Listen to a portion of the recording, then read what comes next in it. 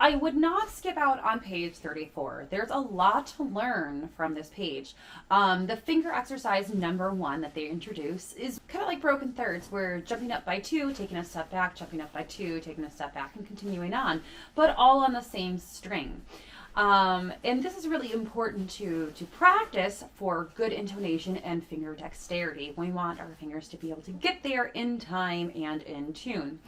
Now, I like to teach these in reverse order. I like to do it either on the A or the D string first, and then after my students are very comfortable doing it on the A or the D string, then we move it over to the E string. The reasoning that I have for this is because we have this really good shape here. It's very nice and relaxed.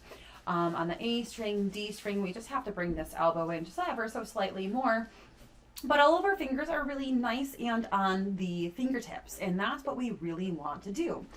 So when we get to that E string, some crazy things will end up happening. Students will sometimes bend their wrist like this, and that will just cause a lot of injury, pain, and intonation issues.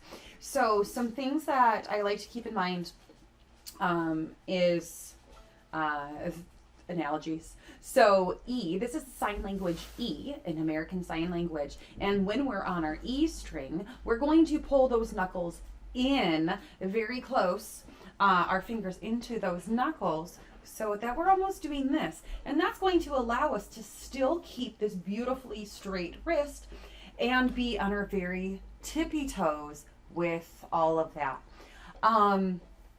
So the way that I would teach this would be to start probably around 85 beats for just the 8th note. 1, bum, bum, bum. And then as we get to the 16th notes, then those are our 8th notes. 1 and 2 and. So let's do our D string. So that's the 3rd one. And I'm going to start with my fingers hovering over top. I'm putting those 2 fingers down on my D string. And then I'm just going to lift them so that they're ready to go. So let's do the D string of page 34. 1, 2, ready, go.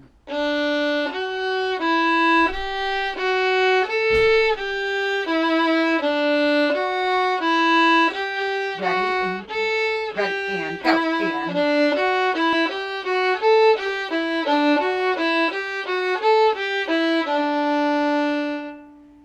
Now we want our fingers to stay very close to the fingerboard as much as possible.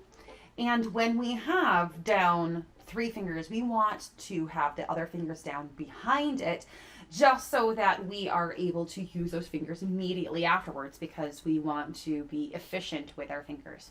So let's try the same thing over on our A string. Play this 1,000,001 times until you are very, very comfortable with it, and then move on. Try it at different speeds. Try slurring it maybe. 1, 2, A string, go.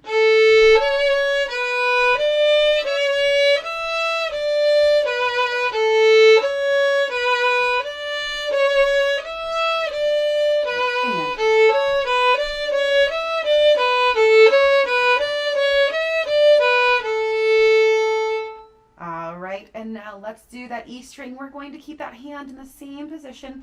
That elbow is just going to ever so slightly come in, not too much at all, but really curl those fingers into those big knuckles. So that E string, 1, 2, ready, go.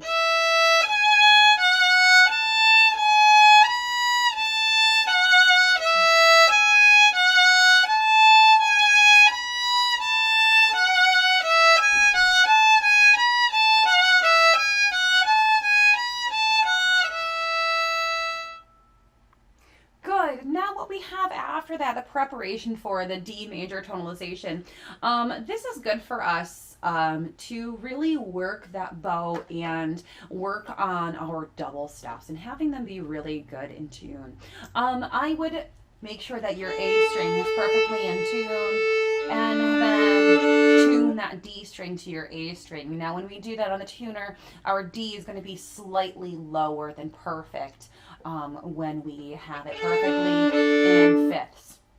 So I want you to really feel the balance for this. So it's just that D string, then A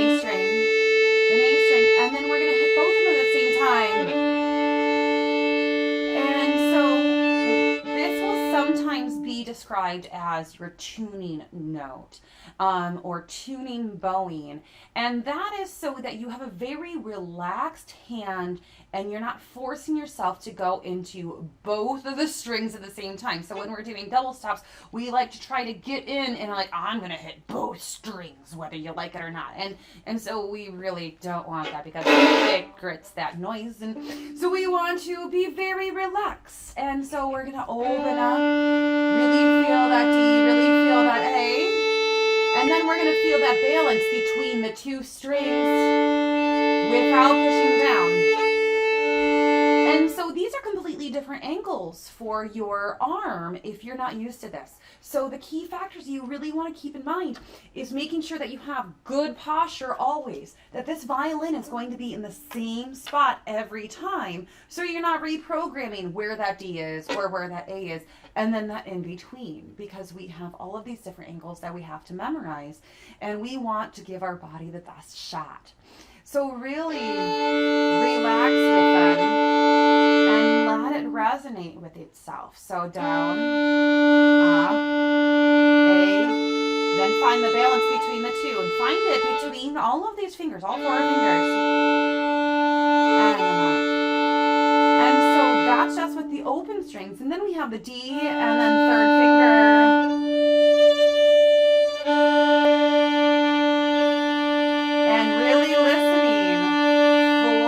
Octave when we do D, open D, then 3rd finger on the A string, and then together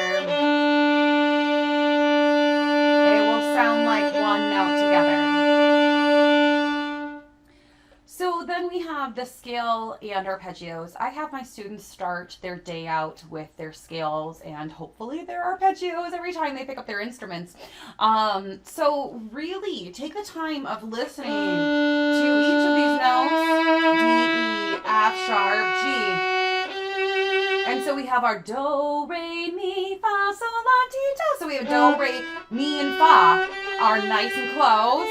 And then we have our T and do. And we want to listen that we have complete whole steps and then very tight, beautiful half steps. So that really leads us into our final notes and everything sounds really good together. So our arpeggios that we should be playing always, they start to pepper them throughout this book. And it's very helpful, actually, to have them in our repertoire.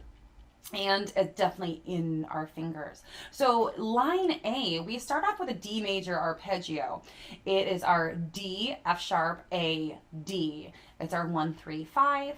And check out my other video on key signatures and arpeggios in my one of my other videos. So we're doing D, F sharp, A, D, A, F sharp, D. Now you should be practicing this more than once. It's only listed once. There's no repeat sign. Put a repeat sign in there. Play twice as half notes and then play them as quarter notes and then as eighth notes and then as triplets so that we really get this ingrained in our fingers. And so sometimes what I'll do with my students is first time we play it, it'll be half notes. Second time we play it, it'll be quarter notes.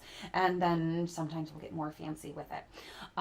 Work out what you want. So line A is D major arpeggio. So let's give that a go. 1, 2, ready, go. Good,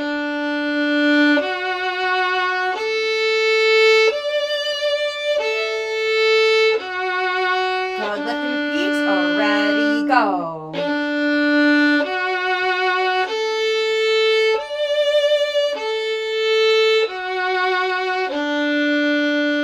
When you're comfortable, you'll do it as quarter notes. And use a metronome to help yourself speed up. Line B, we are in a B minor arpeggio that is related to our D major. So let's give that a go. We have a D, F sharp, B, D, B, F sharp, D.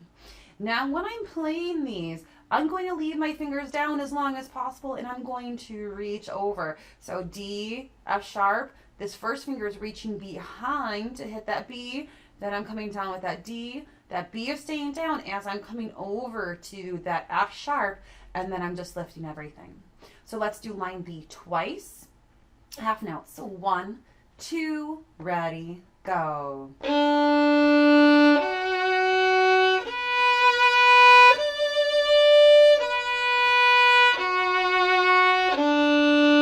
Lift, repeat.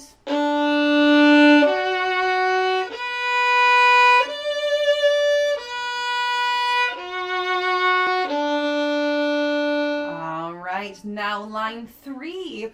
Line 3, we have a G major arpeggio, but we are still starting on D. We're doing open D, G is 3, B comes behind, first finger on the A string, then D, and we're going to leave that first finger down as we come back to that G on our D string, and then open D. Let's do line C with half notes. 1, 2, ready, go.